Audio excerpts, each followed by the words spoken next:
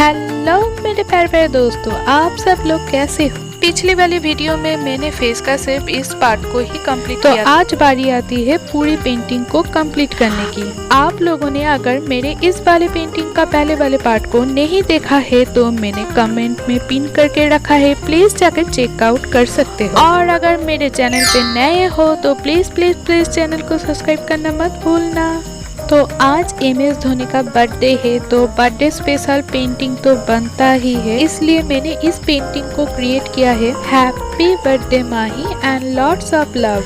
आप लोगों को पेंटिंग कैसा लगा कमेंट करके जरूर बताना। तो मैं डिस्टर्ब नहीं करूँगी, आप लोग प्रोसेस को एंजॉय करते रहिए।